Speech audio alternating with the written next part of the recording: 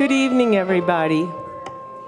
I know we want to talk because that's all I want to do. All these people that I see here who've had memories of Schram Hall, so many stories and so much to talk about, but I want to welcome you all here. My name is Lynn Mackey, and I'm one on the board of the Bailey's Harbor Historical Society, and it's my pleasure to introduce this program tonight. I want to first of all thank Leanne Despodes because she's put in a lot of time to get this program together, and she's done some wonderful interviews, and I'm so looking forward to seeing what she's put together. I also look in this audience and I see all the Schram family and all the progeny from the beginning, and I'm so glad you could come tonight. It's so much fun when you have the families here that have the stories and can share those stories with us. So I'm so glad you could make it. And for everybody else who's a visitor, and for all those people who have ties to Bailey's Harbor, we all have our memories of the Schram Hall. I have the Frontier shirt on tonight. I was happy that Joni shared that with me because that way I could, those were the 70s as I recall, and it was a good time down there, and I know you have your own memories. It's one of the distinctive landmarks in Bailey's Harbor. So without further ado, there's only one business note I'd like to add. When you leave tonight, if you just pick your chair up and bring it towards the back, that will expedite things. And also, I would like to present the slate of the board for the Historical Society, and I would like them to just, they're in the back, for this year's not officers, but who are on the board. There are 7 people actually, and Leanne Despodes, Roy Cole, Kristen Pyle, Susie Baldry, Mary Moran, Steve Hay. Have I missed anyone? And myself.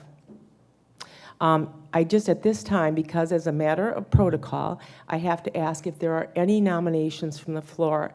Is there anyone that has a great ambition to be on the board? We would welcome you with open arms. We would love to have you. And I would invite you, any of you who are interested in history and keeping the past alive for Bailey's Harbor, we would love to have you. Our next board meeting is July 28th, and it's at 4:30, and it's in the town hall. And if any of you would like to come and just see what the board does and what we're about, we welcome you with open arms. So if there's no nominations from the floor, that is the slate for the board for the coming year. Thank you. I look forward to this program. I know you do too. And so without further ado, Leanne Despodes, if you'd like to come forward.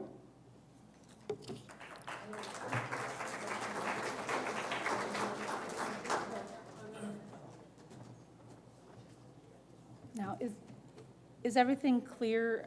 We don't need to turn lights off, or this? I don't know.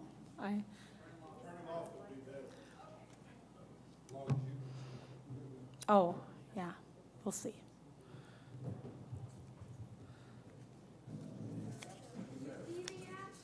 I'm just seeing if I can see. Yes, I can see. Okay. Before I start, I have to say thanks. There were so many people who helped me get this going, helped me get material, encouraged me to roam around. Karen Byrne let me roam around the fish market there and take pictures of odd corners and what have you. She was great. And she kind of she put me together with Shirley Schloss, who provided a lot of the graphics that you'll see in our presentation. So I want to thank Karen. I definitely want to thank Shirley, and also for the privilege of now knowing her, and Arlene Dykstra-Lundquist.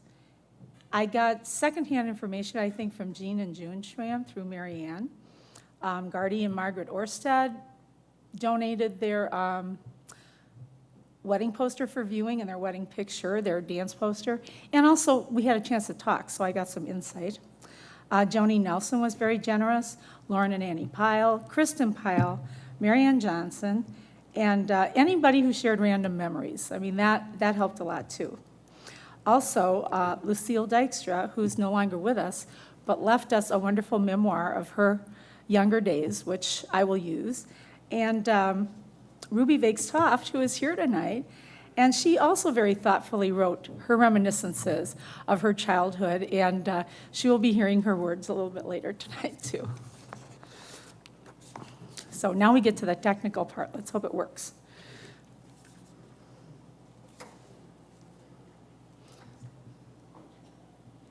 Oops, it worked too fast. Now, this may be hard to see the details on. It is the oldest picture I could find of the Schram Hall. I'm guessing it was in 1908 when it was built. There is no porch cover, you can tell, over the hall doors. There are wide steps on the southern building. That was the original tavern. And I think those steps led up into the tavern. And then there's that little strange building attached to the south side, too, which everybody who looks at it says, I don't know what it is. I'm wondering, could it have been like a men's room or something like that? I don't know. So that's just like, that's, I think, just very, very freshly built.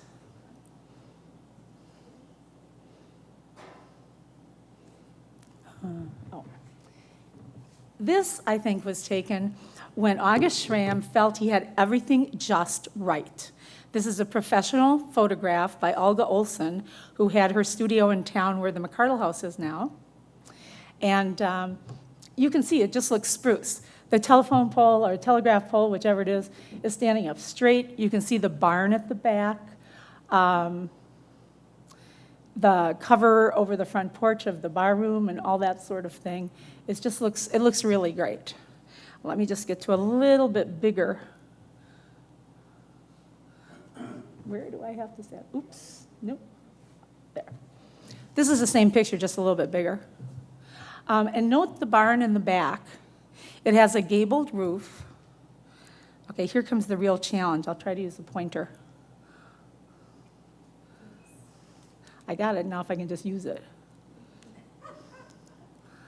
This thing is just ridiculously difficult. Okay, forget the pointer.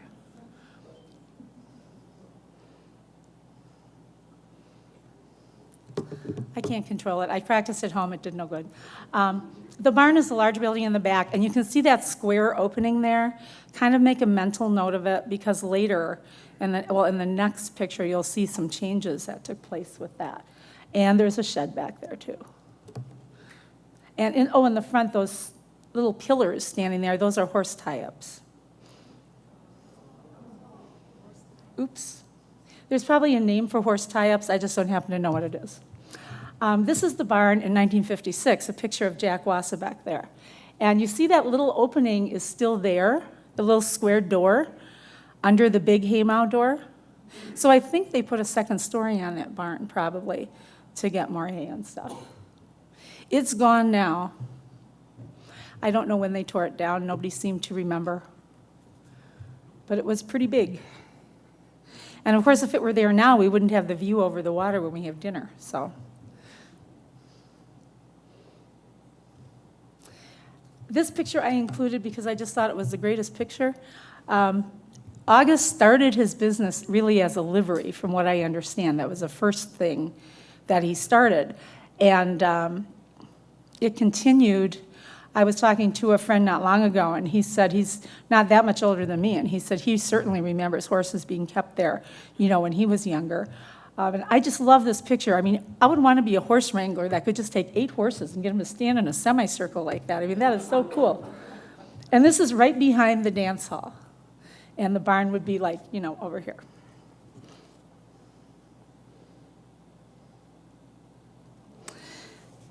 Angie. This is a picture of Angie in her garden. And the reason I have it here is that just north of the dance hall, there was an ice house, which makes perfect sense because they had beer in there and then later ice cream and all sorts of things that had to be kept cold. So it made sense to have your own ice house and a ready supply of ice. And when the ice house got torn down, it was right where she's standing, she was very happy because she was an avid gardener and didn't have a very big garden. But with that ice house gone, the sky was the limit.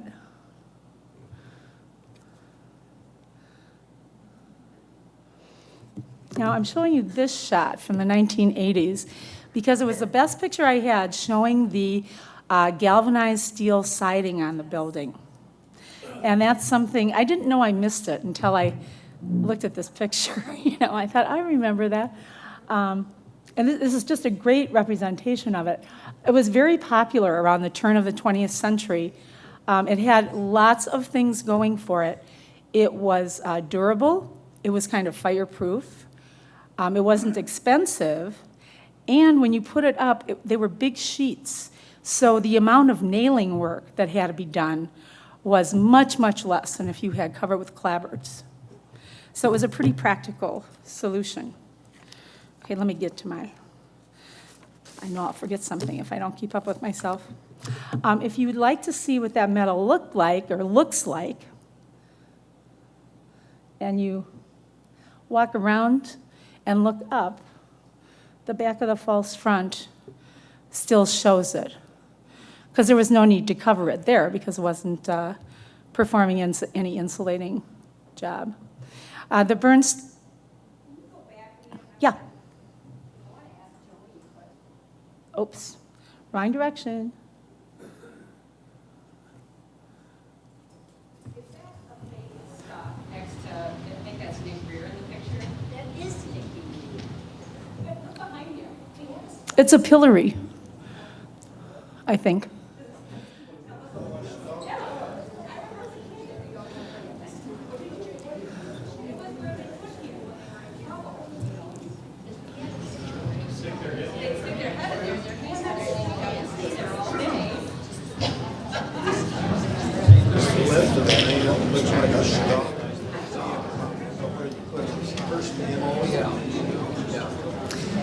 Okay.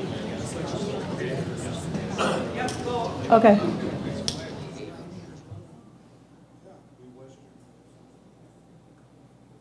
Now, this is that back shed that sort of stood, I think, in front of the barn. It is really ramshackle today. And it's a problem for the current owners because they can't tear it down and rebuild. Because of zoning, it's too close to the lot line, so they wouldn't be allowed to rebuild. And if they rebuilt, then they'd ruin the view that they get from the restaurant. So they use it for storage, but it's just one of those troublesome little things. If you look closely, I guess you'd almost have to jump up on the stage to see it. But in the lower picture, on those white door frames, there are white big rings that, again, I think were used to tie up horses. And they remain. Has anybody come up with the name of horse tie-up that would be more technical? Hitching post. I like that. I knew it was something I'd heard of. This is the back of the dance hall now. The upper story has been turned into living quarters. On the first story, that big square left-hand window, that's where the bandstand was. And then they put these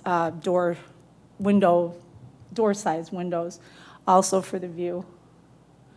And I was talking to Gardy Orsid yesterday, and he said that his grandmother had said that August often talked about putting rooms in that second story, but he didn't have the opportunity to do it. Oh, here's a good one.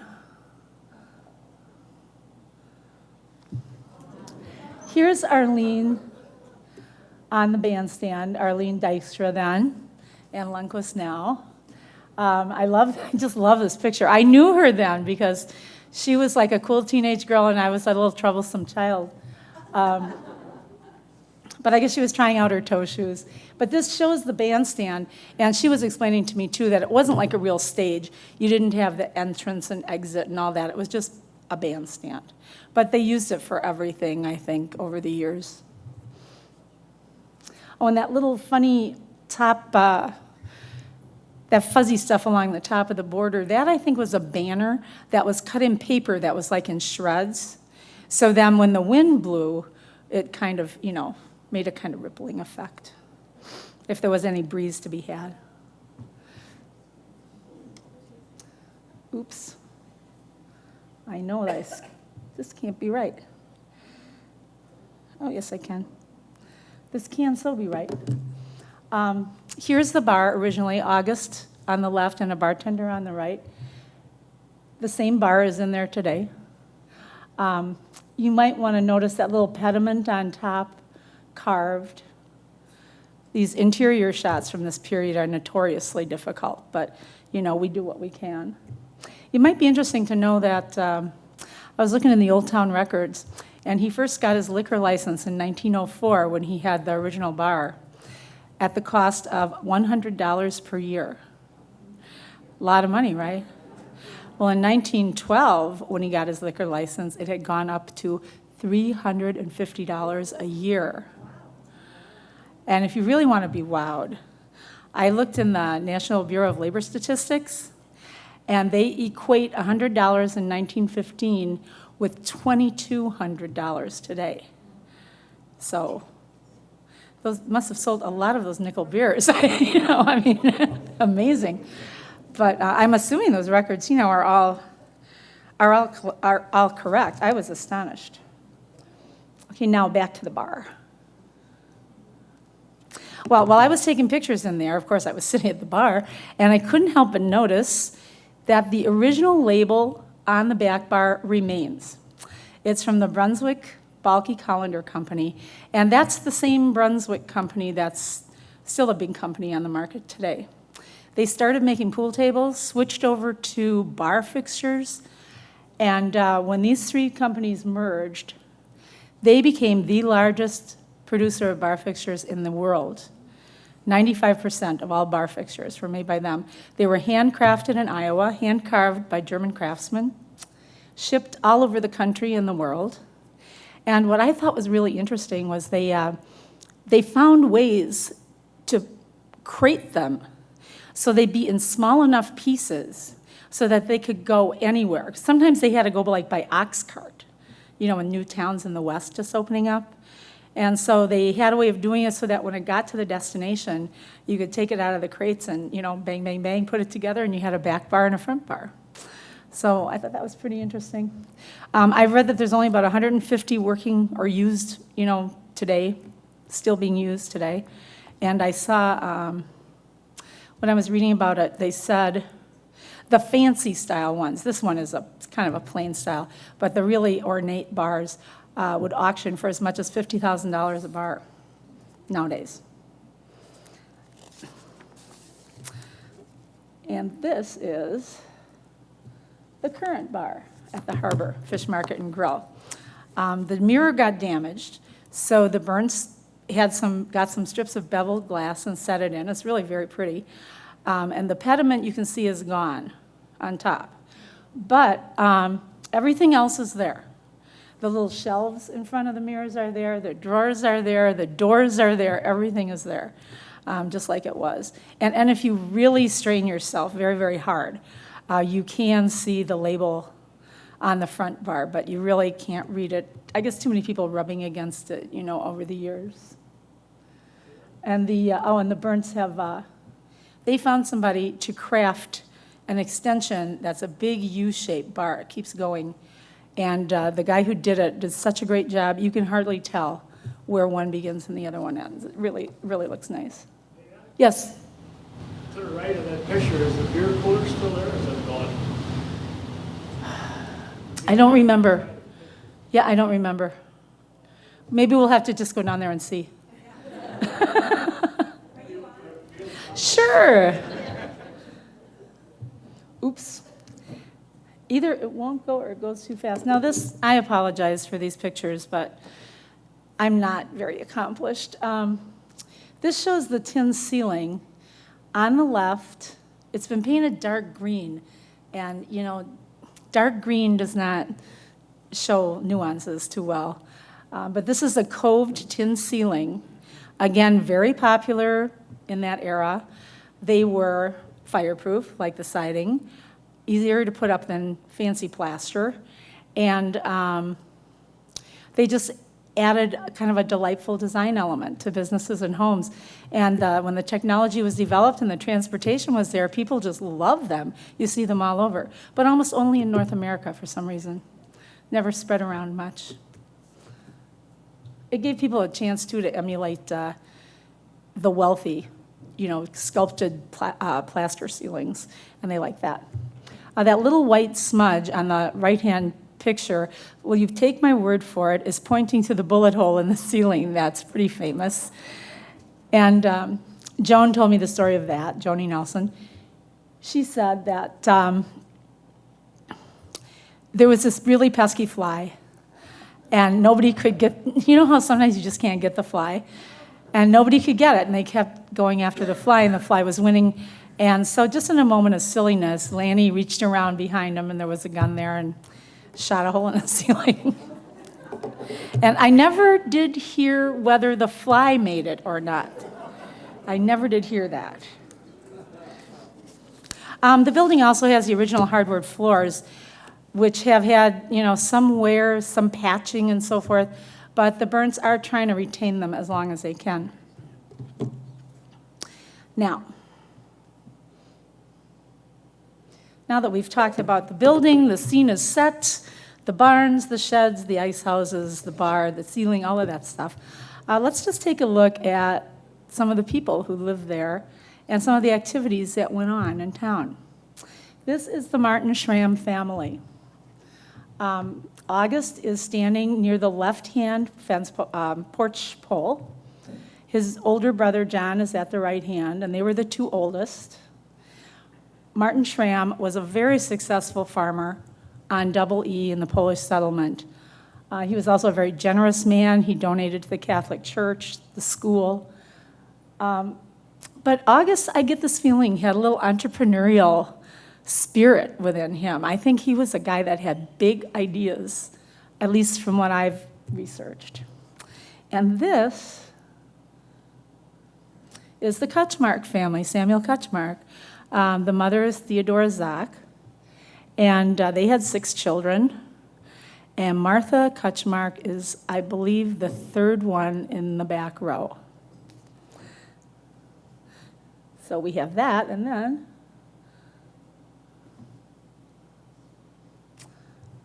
their wedding. This is the formal wedding picture for Martha and August. She was about 16 years old. He was about 28. And this occurred in June of 1909. Now, just stop and think a minute. In 1909, let me see, he was born in 1881, so that makes him like 28 years old.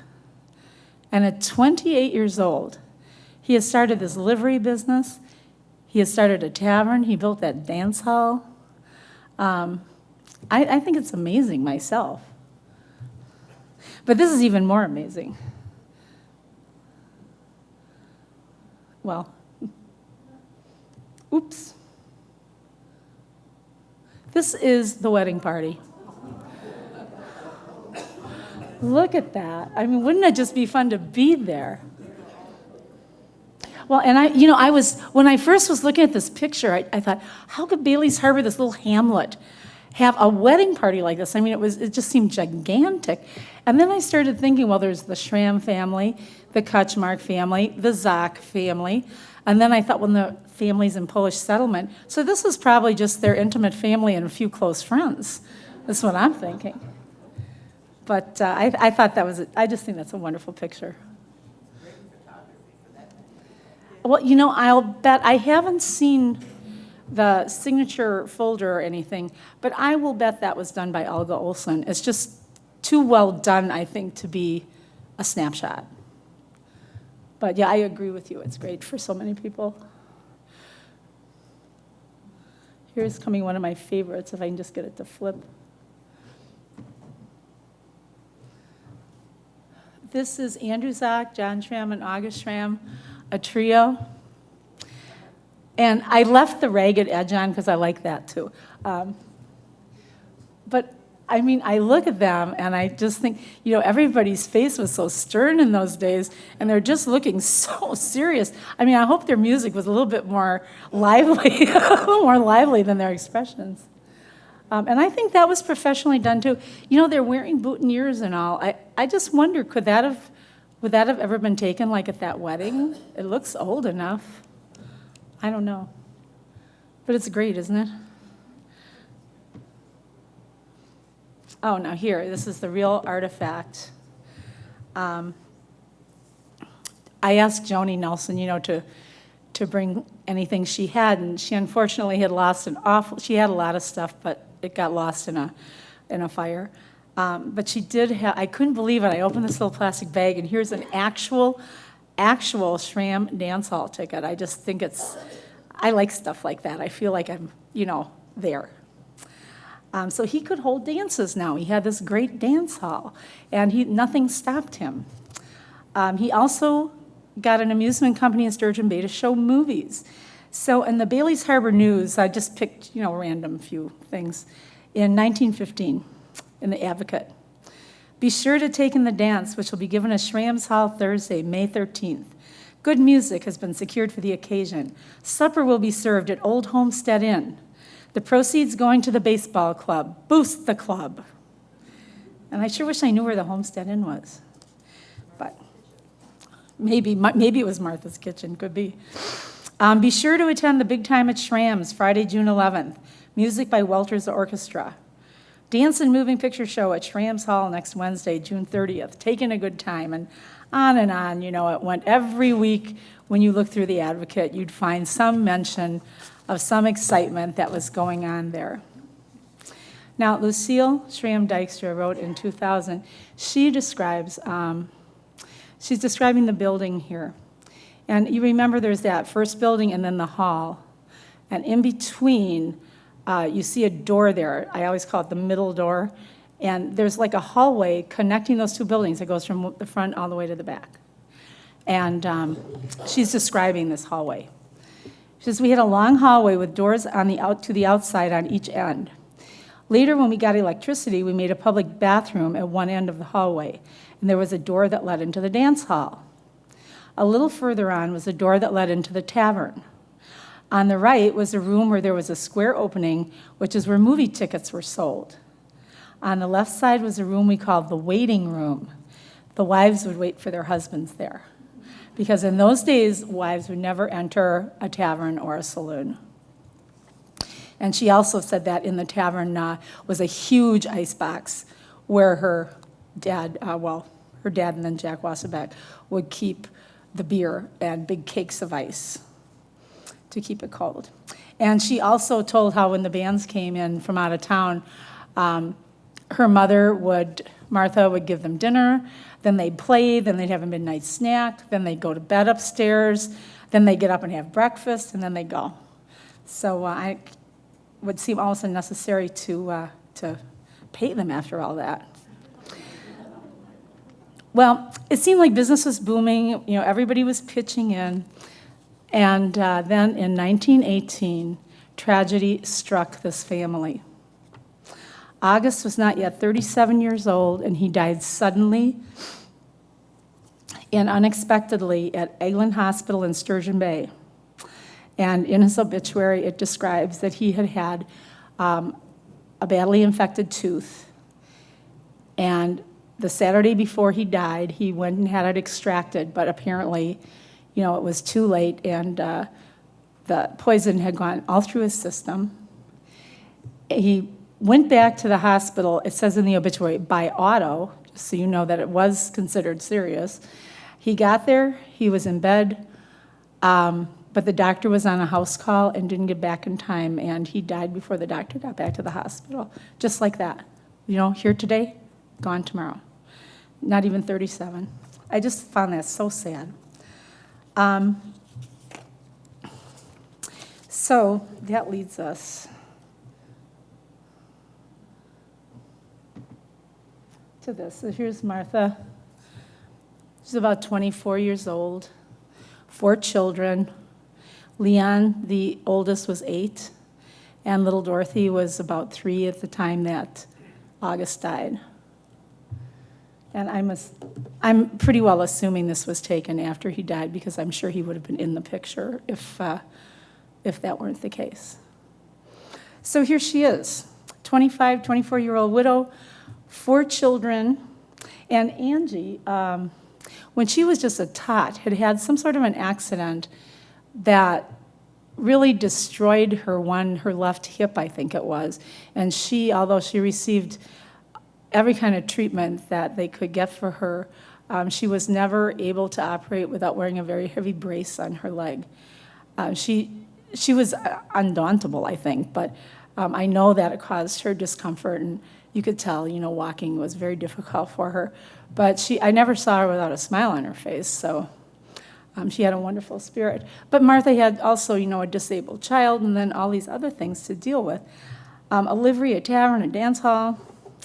Well, as I was digging around through town records, I found that in 1918, Jim Cooney took out a liquor license. And I also found that there was an agreement of lease between Martha Schram and Jim Cooney. So I'm thinking that for that year she rented the enterprise, and that maybe gave her a little time to, get herself together and so forth and so on. But it was just for that 1 year. And now if we only had some doom and gloom, ominous music to play in the background, we would, because in 1919, the Volstead Act was passed and national prohibition became the law of the land. So now she has 4 children, a livery, a dance hall, a tavern, and she can't sell anything that's alcoholic. So I think they managed. This was open. Unlike so many places, this stayed open through that whole time. A lot of places closed down. So these challenges were met. Actually, in 1920, soon after this, Martha married Jack Wasserbeck. He's probably somebody that a lot of us knew. I certainly knew who he was. And from then on, he ran the business end of it. And just knowing Martha and knowing what I've heard about Martha, I'm sure she was the power behind that throne. She was, she was stern, and she liked to take charge.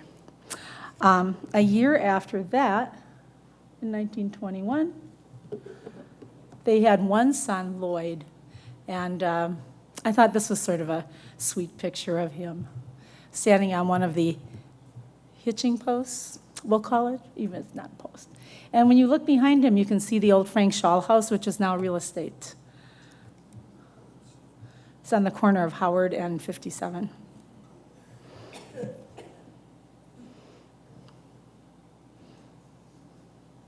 So it became Jack's Tavern. And this is the lovely Arlene Dykstra making another appearance on our silver screen here. So it was called Jack's Tavern. It was called Wasserbeck's Hall. But over the years, you will note that people called it either thing. Whatever they, sounded right to them, that's what they called it. If they were used to calling it Schram's, they called it Schram's until 1950. And if they were used to calling it Wasserbeck's, that's what they called it. Now. Oop. No, this is Jack with some customers. I don't know when it was taken. He's the one not wearing the hat. And the guy wearing the hat seems inordinately proud of his pint of liquor. I guess that's a photo moment. I don't know.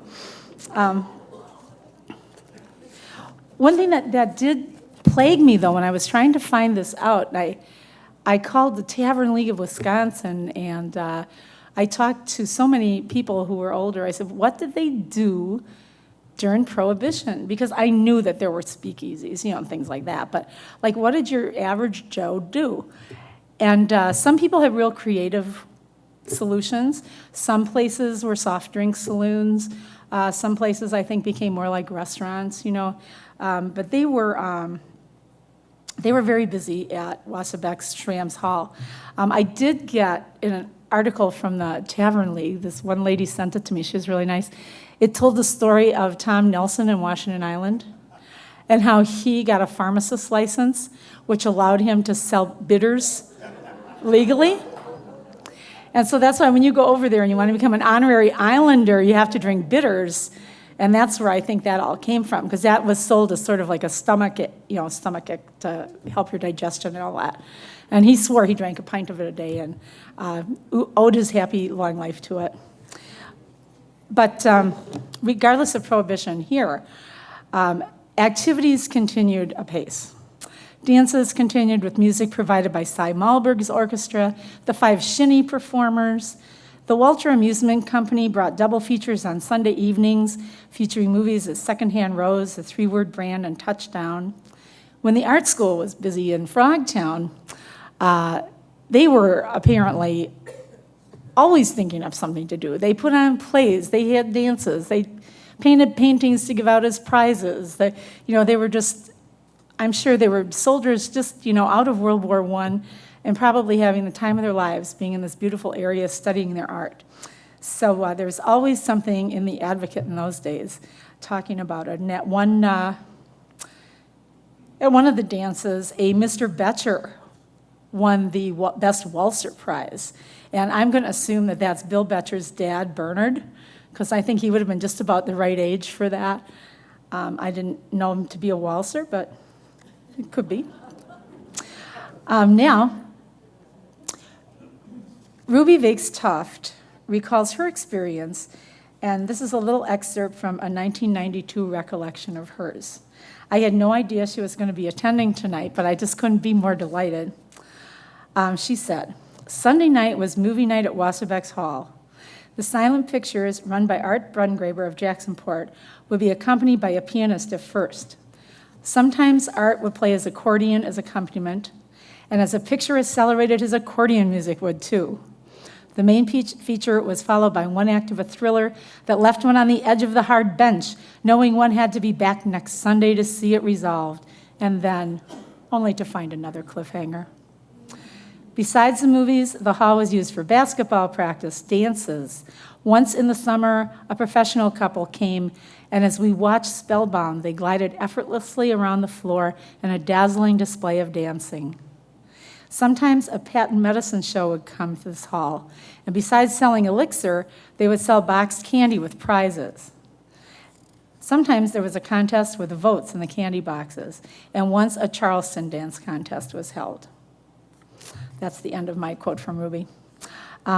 Slot machines were also featured at the hall. And I don't know if you all read Looking Back in the Advocate. That's the main thing I read. Just this last week, they said that there was an order through the county that all slot machines would be taken out of any businesses. And that was in 1936. And now I've talked to an awful lot of people who swear to me that there were slot machines long after 1936. So just as during Prohibition, they did a survey to see which sheriffs in Wisconsin were cooperating, with the Volstead Act. And they found that a lot of them weren't cooperative, and Door County Sheriff was one of those sheriffs that were not cooperative. So maybe the sheriff wasn't so cooperative over slot machines either. I don't know. Now this, I almost missed Jack. This is Jack that I knew when I was growing up. And I think it's funny because I was looking at this with a close friend of mine, and we both simultaneously said, that's how I remember Jack. So very quiet, sort of placid man, I think. Nice. And now here, come on. How about that? I looked high and low to find a poster of an actual movie that they showed at Wassabeck's Hall, and I found this one. With Reginald Denny in the Kentucky Derby. And just remembering what Ruby Vakes-Tuft said, these are the little liner notes that went with this. There's dirty work afoot in old Kentucky when a rival decides his horse will have a better chance of winning if the son of the owner isn't around. So he has him shanghaied into a tramp freighter and gets the jockey in his debt through a crooked gambling game. Airplanes, shipwrecks, sea storms, kidnapping, frame-ups, and much skullduggery are afoot.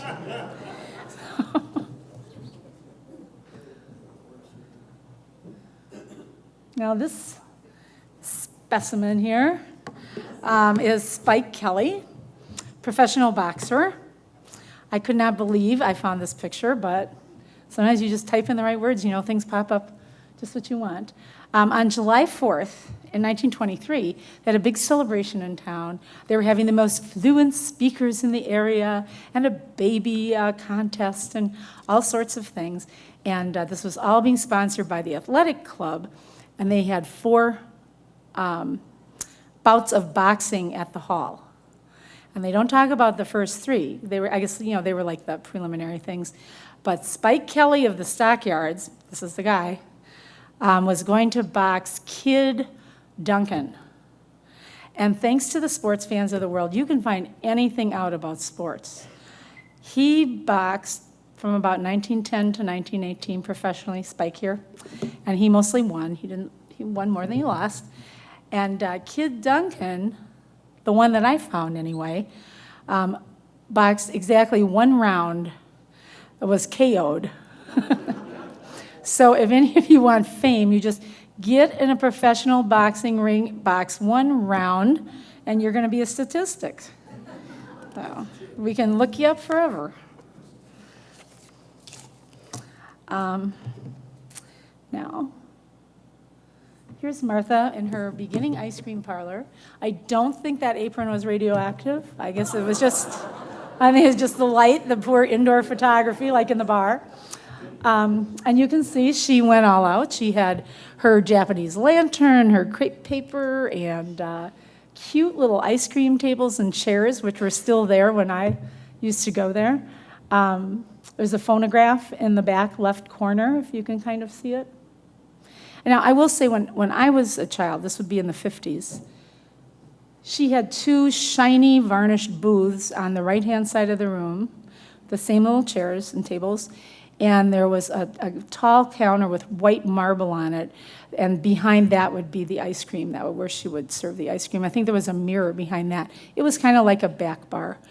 And there were also magazines, and there was a counter with candies inside of it. So it was a lot more, it developed a lot over the years. And it was one of my favorite places to go. My favorite ice cream dish, the 3 Graces. This is not adulterated with a healthy banana. It's 3 scoops of ice cream with 3 different toppings, nuts, I think a cherry on top. It was just fantastic. The banana splits were good too, but you had to deal with that banana. I've thought and thought about that. I'm guessing it might have been 35 cents. 25, you think? Because I thought the banana splits were 25. Do you remember, Arlene? Well, until that day in about 1955 when I went there and it was 6 cents. So worst day of my childhood, practically. It's terrible.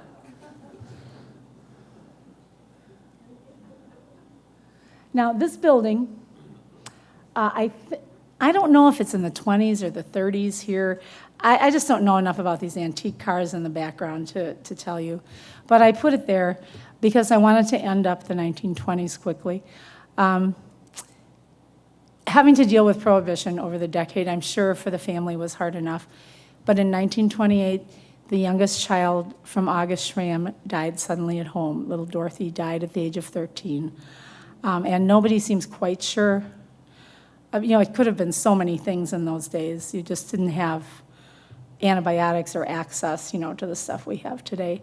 So that was another tragedy for Martha.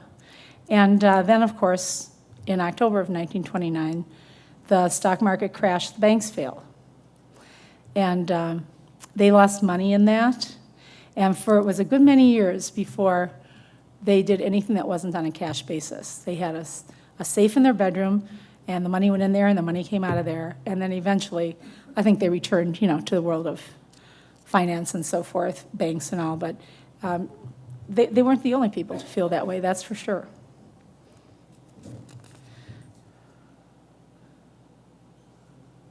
Oop. I hate that when that happens.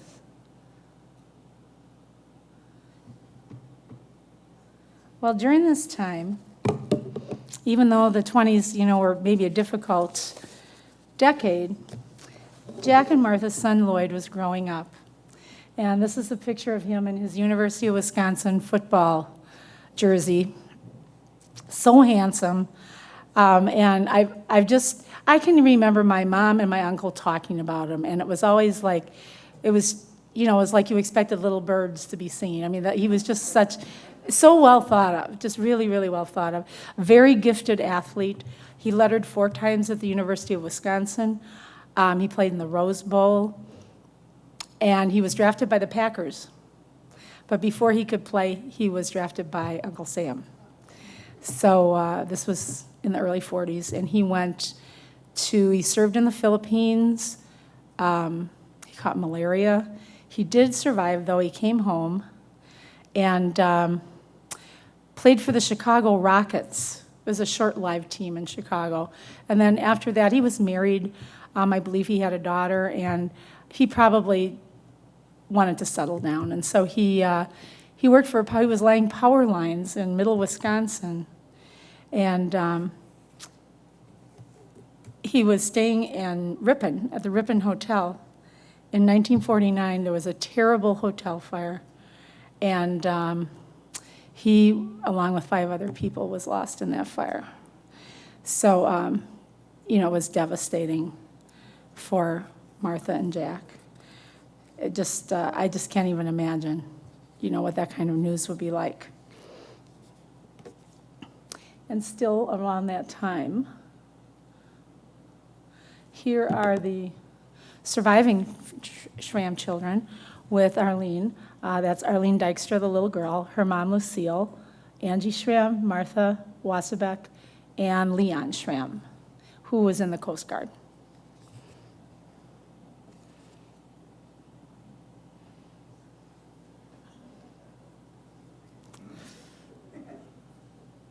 Oh, and I had to put this picture in because it was Angie, and I just love this picture. I remember this. I can see her sitting at the telephone office, clicking the number and pulling the little snake out, putting it in and saying, "Number, please." Whenever we heard the fire siren, you just pick up your phone and say, "Where's the fire?" And they'd tell you where. It's true. It's Mayberry, but it's true.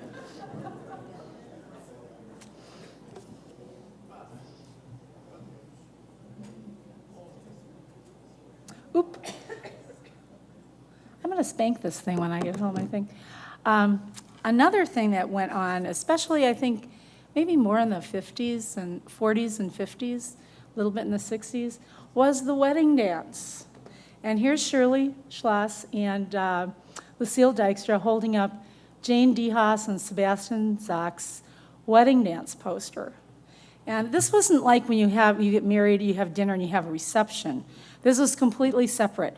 You would have these posters up all over for weeks, so you get as many people to come to the wedding dance as possible. They paid a small admission, in this case 50 cents. In the poster I have showing over there, that was Margaret and Gardy Orsted's wedding dance. That was only 15 cents in 1941. That one was at Schram's Hall. This one's at Wasserbeck's Hall. Like I said, just depended. And that money, they let you use the hall, but the money would sort of defray the cost of the band. And I'm guessing if there was money left over, if it was a huge crowd, maybe the bride and groom would get any excess. I don't know. But those were big events. I can remember going to 1 or 2. They just kind of disappeared. You just don't see them anymore. But it was a rare week that you didn't see some colored, poster bill somewhere. Fernwood Garden was a big place when I was that age. They would have them. They were very popular. Oh, and when they had them, Martha would make hamburgers and hot dogs, and she'd sell ice cream because people would get hungry. You're dancing, and they would be drinking beer, and then she would also make a little extra by doing that. And this is Arlene again. In 1956, she was a bridesmaid, and she told me that was a wedding that did have the wedding dance at the dance hall. And this lets you see, sort of the style of clothes then, but also this is the inside of the house. You see the little old sewing machine to the right of the door and little plant stand on the other side. Just sort of how things looked then. Whose wedding was it, Arlene? Okay, it could have been Beatty and Kenny Charnetsky.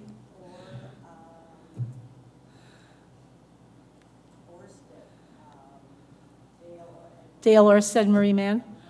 Oh, okay.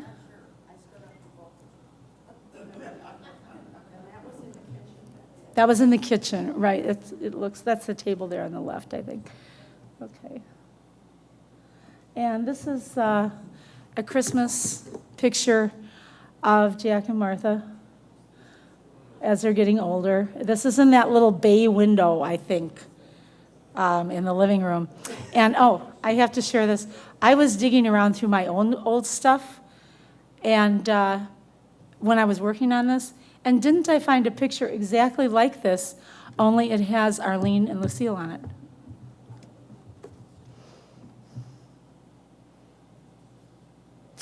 Okay, well, after Jack and Martha passed away in 1963, within a month of each other, it's pretty bad, but I didn't print it. I'm just trying to show you history. The building was sold to Harold and Tootie Kino, Dolores, her actual name is, but everybody calls her Tootie. And they had it for a couple of years and then leased it to Lanny and Joni Nelson. Now, you notice they call it the Frontier Bar and Restaurant, kind of picking up on that boomtown architecture and the thing over the front door with the posts and all that. It looks frontierish.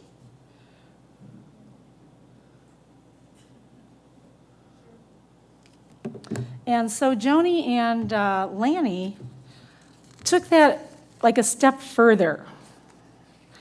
And they, you can see here there's wagon wheels standing around. It's got a big Frontier Bar sign there.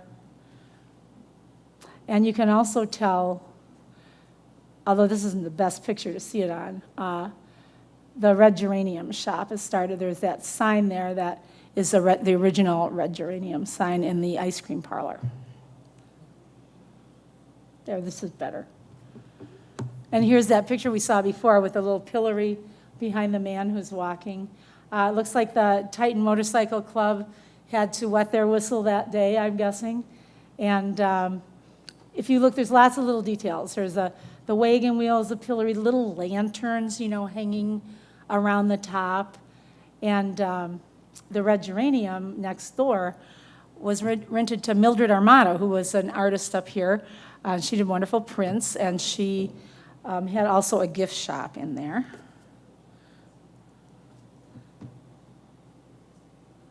I love this picture, too.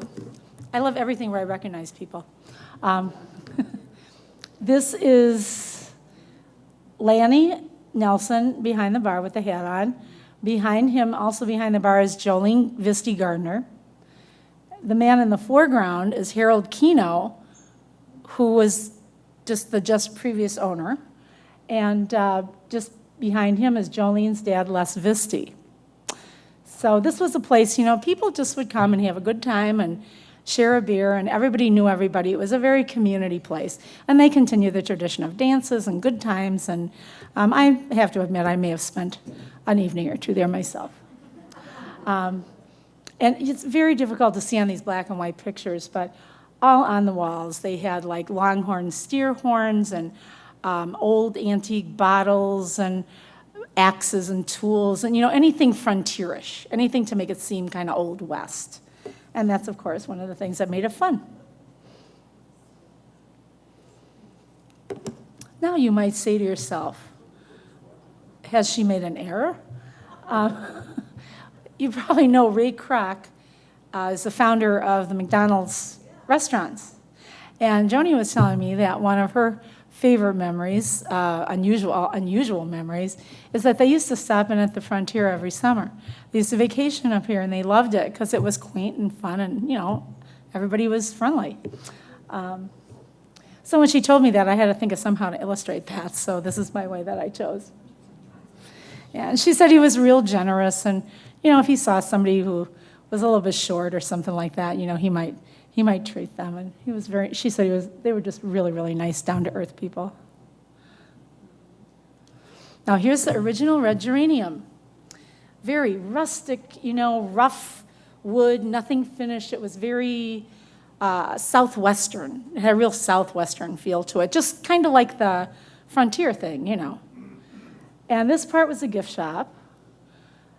It had a little stove there and whatever. And there's a door that I think you can see at the back. Don't know who's standing in the door. But in there is mostly where Mildred had her prints and pictures and so forth and so on.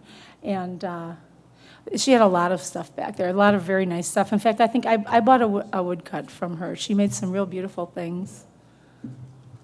And now you can still find the red geranium, but it's now in the old Tuft House, just a little bit south on the other side of the street. Oop, rats. Come on. There. Okay, after Joan and Lanny had made their mark on the entertainment history of Bailey's Harbor, they sold to a man named Peter Charles. He made some, I guess, significant changes. I believe he put the porch on the building that we have now and so forth. And he had in his restaurant alcoves all over it with these gorgeous exotic birds in them. When you went in to dine, you would just go past and there'd be like a glass window, and behind it would be like a giant parrot or something like that. And I believe he had sort of a Tex-Mex kind of cuisine lean toward that as far as I can recall. And so these are just pictures. I just plucked them off cyberspace, but I had to put something. So we couldn't find any other, anything else. And then eventually he sold it after several years.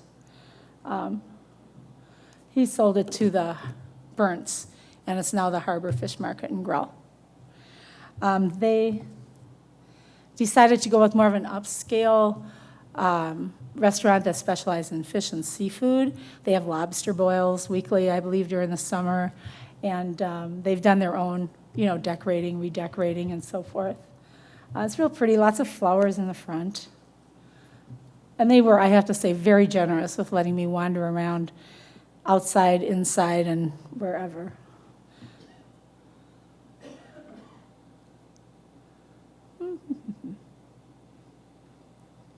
Now here's that, remember when Lucille was talking about that big hallway that with all the doors off of it and the ticket booth and all that? That was here. And you can see that door is kind of sort of there. They didn't want to remove the doorway, but they wanted it covered. So they've tried to, just like with the siding, they didn't take the galvanized off.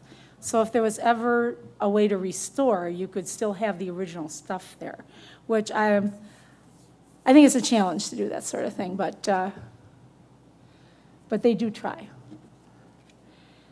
And I remember that middle door. If you went in there, you could either go to the ice cream parlor or something. I think we used to go to the bathroom there. I don't know.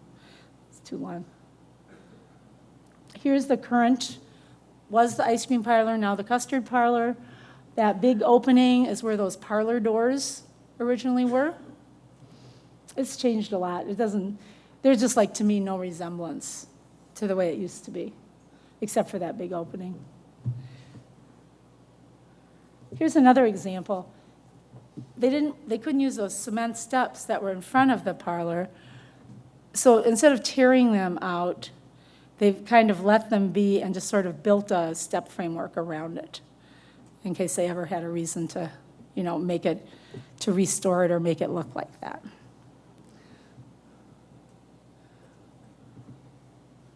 Please. Oh, 4th of July. It says 1909. I'm starting to rethink that number, but I know it's a long time ago anyway. And this is the 4th of July band, I'm sure, because of the bunting, walking down the street in front of Schram Hall. And this,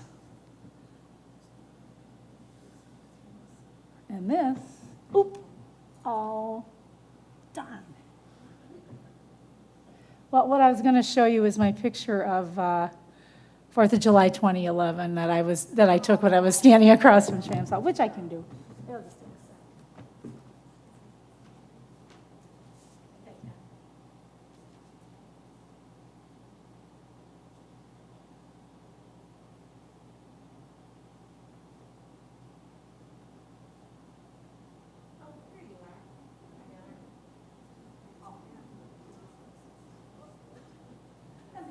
looks a little different, but you can still recognize it.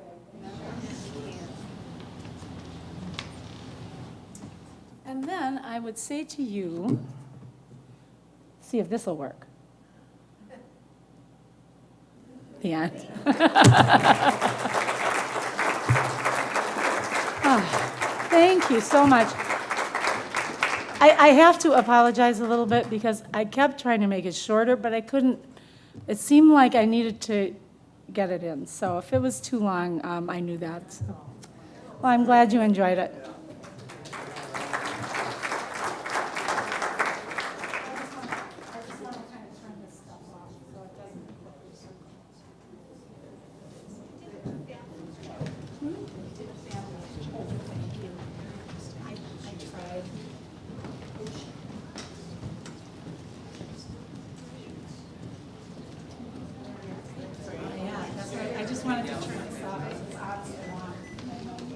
That should be safe and sound now.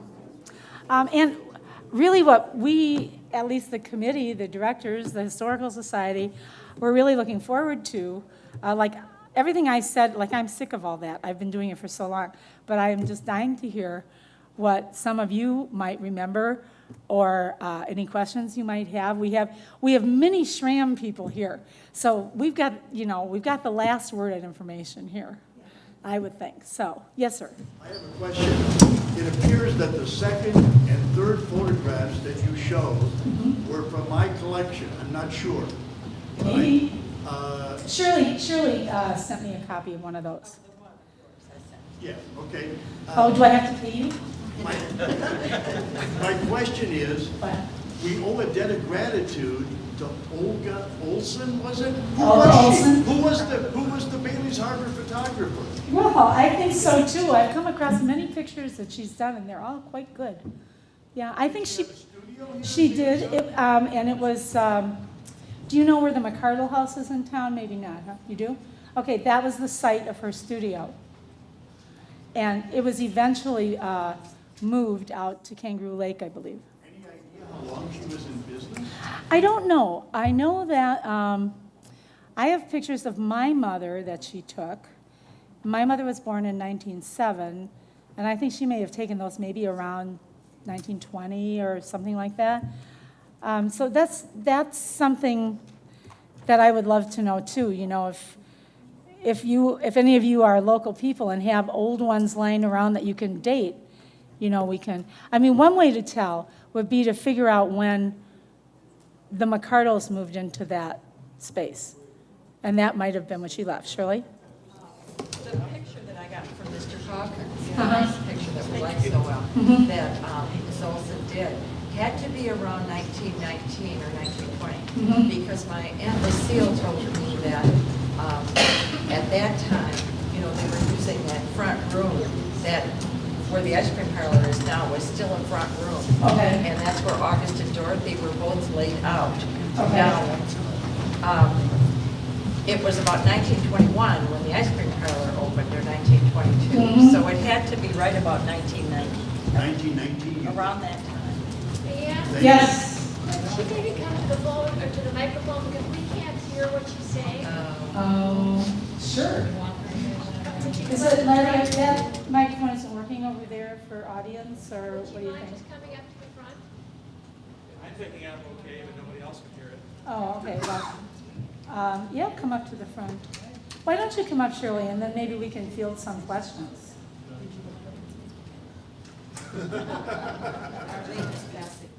Oh, she's, that Arlene. Well, she doesn't want to take all the spotlight. She's had so much of it tonight, I think, right? But I asked her. I don't know what I'd say. Say what? Did Martha start the red geranium, and when did Martha die?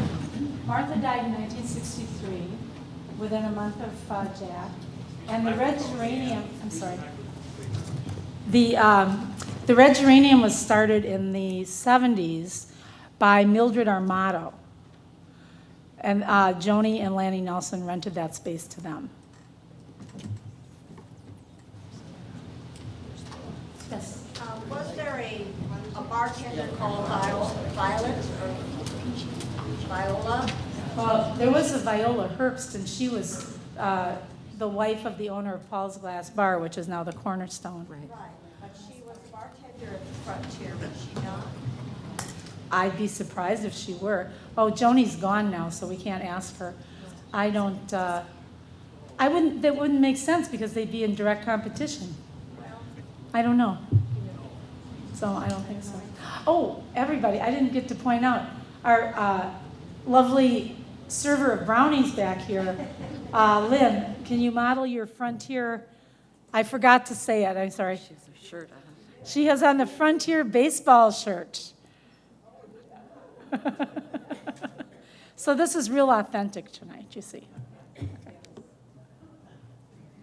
I should tell you, my name is Shirley Schram Schloss. I'm Leon's daughter. And then Arlene, raise your hand or stand, Arlene, is Lucille's daughter. We're the last two grandchildren. And my daughter Ann is at the back, so she's a great-grandchild. You can wave, Ann. There are other great-grandchildren in the county. I have cousins. There's the three Schram brothers right there. Martin Schram, Junior, well, he was a junior, wasn't he? Yeah, stand up. See you. We want to see We you. have Jean, and we have Gordy, and we have Earl.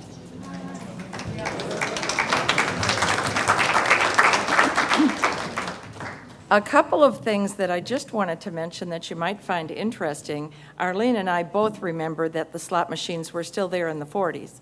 See? And because we were children and we would go in and play them.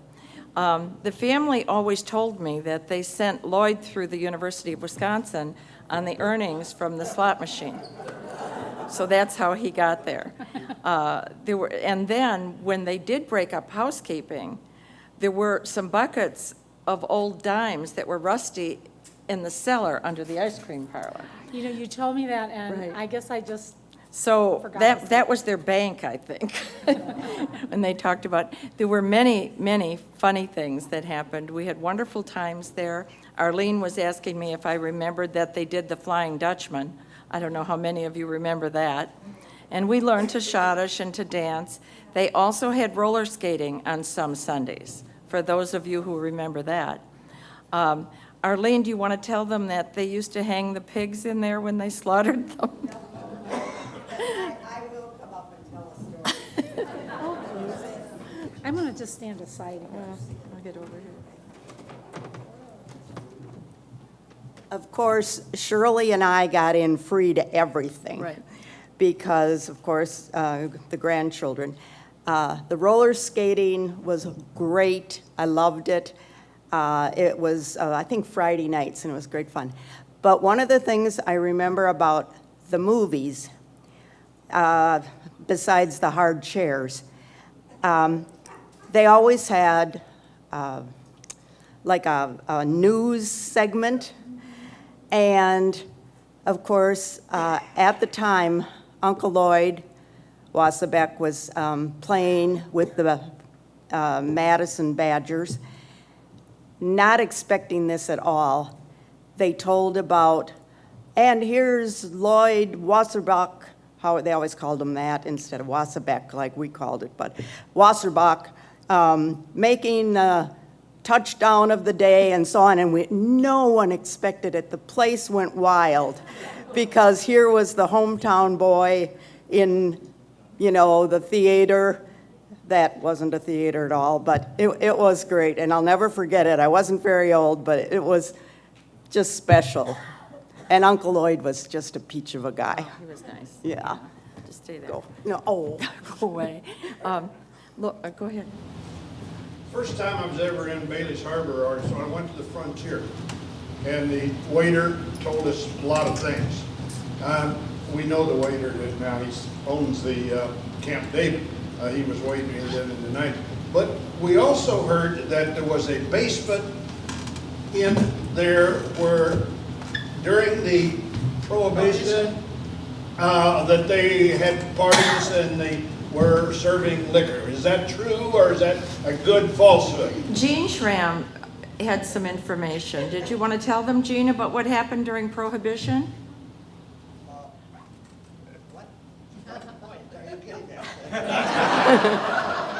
Well, It's been long enough that they're no longer liable. I was born in 1925, so I'm one of the good ones, but I was a little young for that, you know. I remember when what was it, Dorothy, the little one, she died, I was only 3 years old, but I can remember her funeral, that sort of thing. And as far as slot machines, in 1943, I was home on leave from the Army, and they had slot machines then, but when I got out, and then an ex-brother of mine, his dad had slot machines, and they had a sheriff's box. And they Use the mic, sir, people can hear you. Gene, we can't hear anything in the back. Would you please go up see, there? we'll all be up here when we get done, Gene. Leanne told me that Jean had told, I think, Mary Ann, some information that they had a still in the woods. Oh, I think there were a number of them around here. Because I know, I think some of, like my dad or my uncle, they kind of knew who did it, you know. And I said, I was just a kid then. And what did I say before that? About slot machines. See, you wondered, they stayed in Door County as long as they dared, but at that time, I think the sheriff, they had a box that they took money to the sheriff, and that's why you could operate your machines. And yeah. So here I am, I'm 86 years old and still standing. I don't think anything was done in any basement because nobody would want to, no, that was terrible. The only thing that was down there was pickles. And that grandma put up for the winter or summer or whatever you put, you know. Well, it made a good story. Well, I made a good story, but there wasn't much down there, believe me. It was scary. And it was in the ice cream parlor. That's how you got in it. You got down there. Lucille said in her writings, the cellar used to be back off of the kitchen. And then when they built over all of that, they just had to get down underneath in the ice cream parlor. So that was, now Florian Kwiatkowski was here tonight. Is he still here? Where's Florian? Florian told me, because I asked him, I had heard that the horses were from the Kwiatkowski horses. He said that he felt they belonged to his father, and they kept them there at the barn.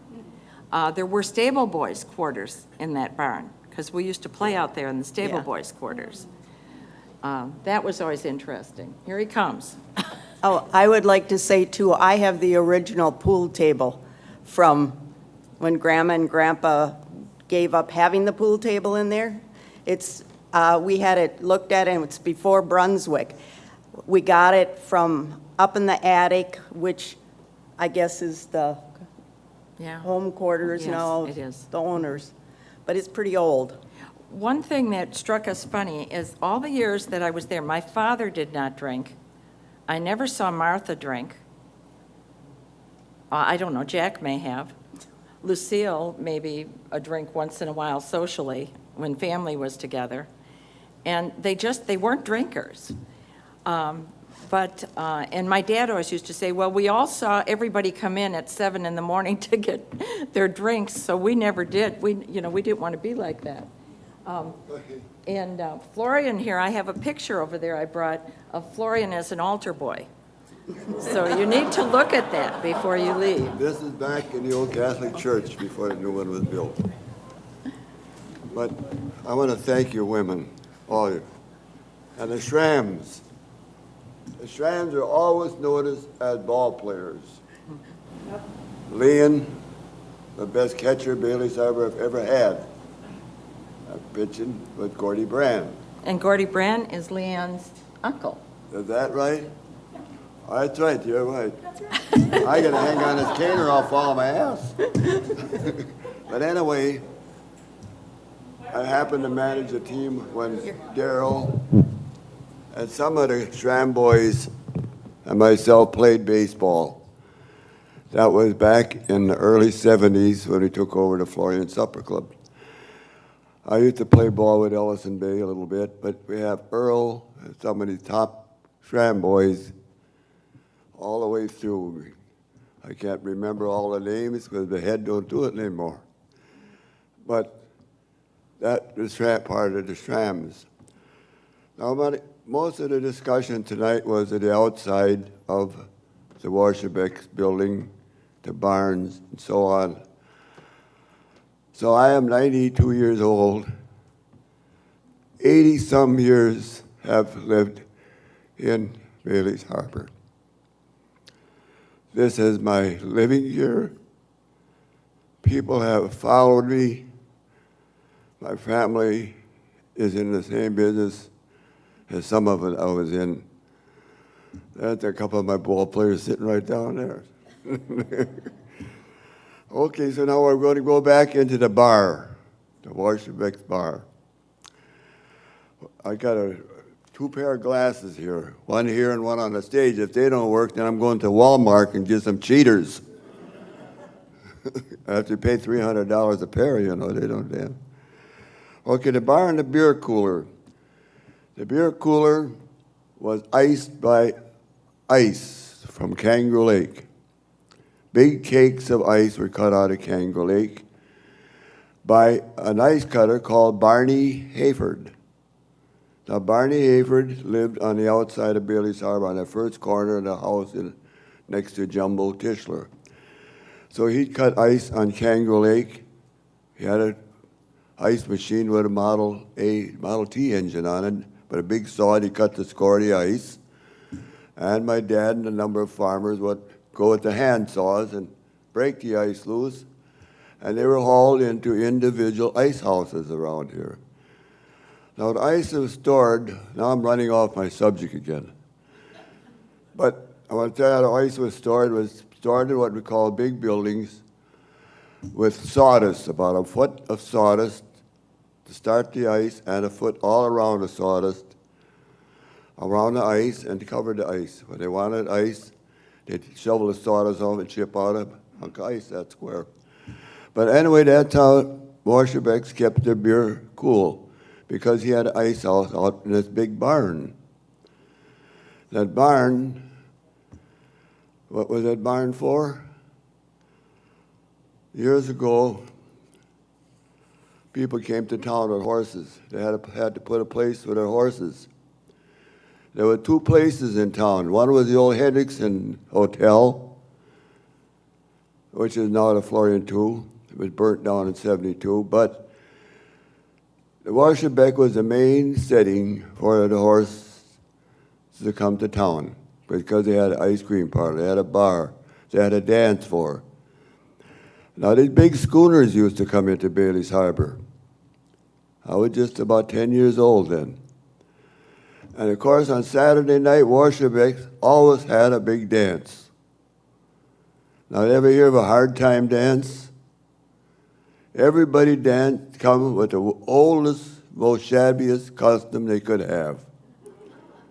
Oh, and dance and dance, and nobody had nothing but handshakes, nobody. Maybe 10 cents to pay for George Rankin's band out of Sturgeon Bay, or the Schneiders, or the Zocks had a bar, a couple of pieces of band. But damn it, the sailors would come to town, and all the young girls naturally would go to town. And there was a fight every Saturday night. And I mean a fight. So they had to get what we call bouncers. So you see the picture of Andrew Zock up here before. He was a big man, he had a fist as big as a horse hoof. And Jack Warshabeck was just out of the army, he was a tight crack. And of course my dad was no slouch. But he said, you did it. But he was a big Polak, so they were hired as the bouncers to take care of these sailors. I'm getting off the subject, I hope I ain't gonna, but these girls and I would start dancing, be a fight. So it'd end up in a bar room, and you know, they'd throw you right through the window, just like you see in the old West shows.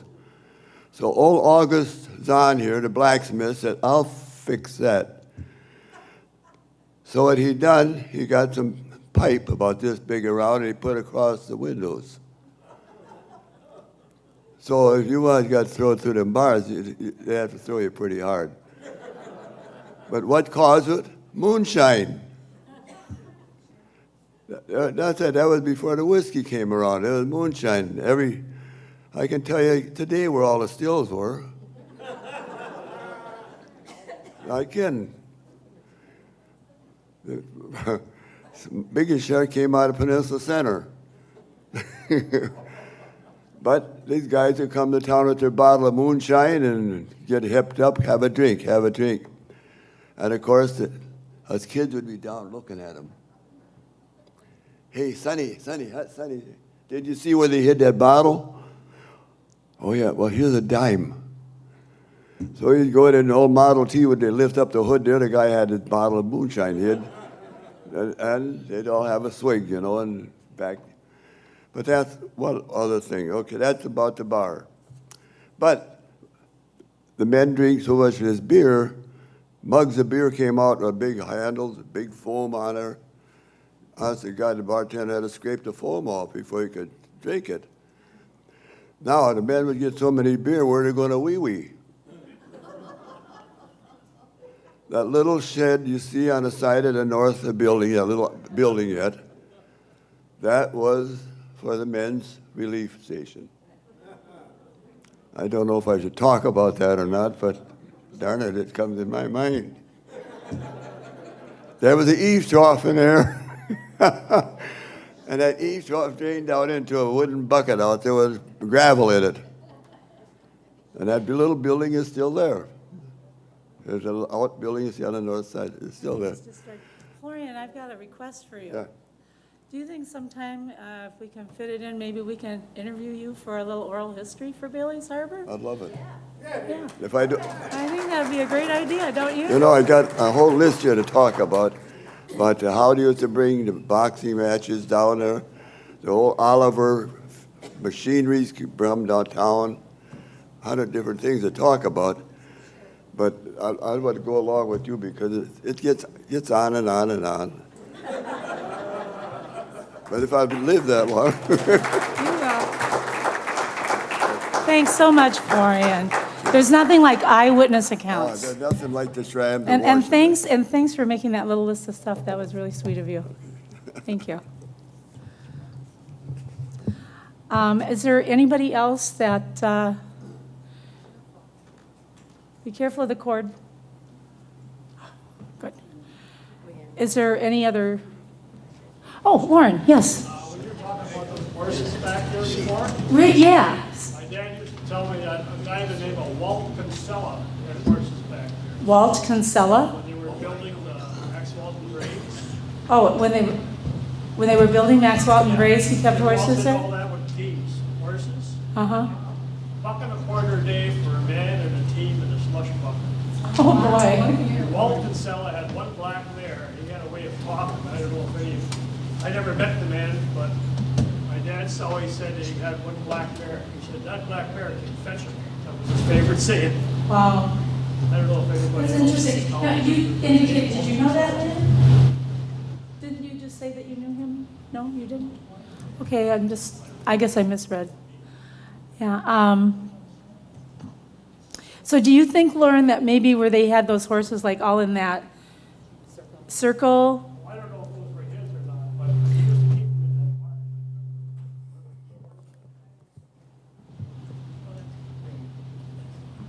I'm in the wrong place or something is. Did I move that? I'm sorry. Okay. Oh, why don't you do that? And then we'll just wrap it up. Okay? I wanted to say for those of you here who normally might not have been from here, one of the things you have to understand is that when all of the people in the Polish settlement, that they all intermarried. So when you had Martha, who was a Ketchmark and her mother was a Zak, her sister Lucy married a Gray, or Gray as they used to say, and then her other sister married a Chernetsky. In the Schram family, Aunt Tracy Schram married an Orsted. And, before you were done, and that's why we laugh when you see all these people in front of the building, they're all related. And, they had a good deal of fun together, and I think that's one of the things that we always saw when the dances, they worked really hard, and they played really hard. The only thing I was going to add was about Lloyd Wasserbeck. He was the 19th in the draft for the Green Bay Packers in 1943. And then when he came home from the service, they wanted him again. But Chicago offered him $5,000, and the Packers only offered him $4,000. And in those days, that was a lot of money, so, he didn't. But there's a lot of family history. Leanne just did a wonderful, wonderful job. Well, And please look at the pictures. My Aunt Lucille wrote something about everybody in the family, and she does have a lot of really funny happenings, like when she was afraid of the bathroom, the new bathroom at the school, she would run down at recess and go to the outhouse at Nelson's every day. So there's a lot of that in here, and you may want to just scan them and look at them. I want to have that for our files. That's great. Well, I want to thank everybody for coming. It was great for me getting to renew my acquaintance with Arlene. I haven't seen her, and I don't even want to say how many years, because that will tell you how old we are. And it's been wonderful getting to know Shirley. I hope you all enjoyed this. I think it's a real slice of the history of Bailey's Harbor. Oh, and what have you there? This is for our drawing for the free DVD. Ah. And also tell them about our September presentation. Oh, in September, we've had to change our schedule due to the first presenter not being able to travel. We are going to do a presentation in September called R&R in Bailey's Harbor, and it's going to feature resorts, restaurants, and reminiscences of people who worked there, who, stayed there, and just to look at some of the great resorts in town, Max Welton, Gordon Lodge, Schmidt's Gazebos. We're looking forward to that. I think it'll be a lot of fun. And now, we had no ominous music, and now we have no drum roll. Yeah, I have, yes. Distinguished. Yes. Okay. Bailey's Harbor Right, very distinguished. Okay. This DVD will go to Patty Wood. Patty Wood. Patty? Well, tough luck. Well, I mean, what can I do? I have nothing but her name. They didn't have your long tenure. Oh, they got two of them here. I better take out one of these. Yeah, I want to get two of them.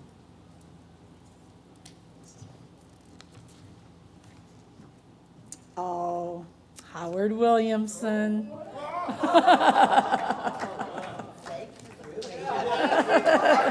Now, there was nothing going on here. All right. Well, again, I think that ends our meeting, and if I could please request, any of you who are able, if you could hang your chair up on the rack. It saves a lot of wear and tear on the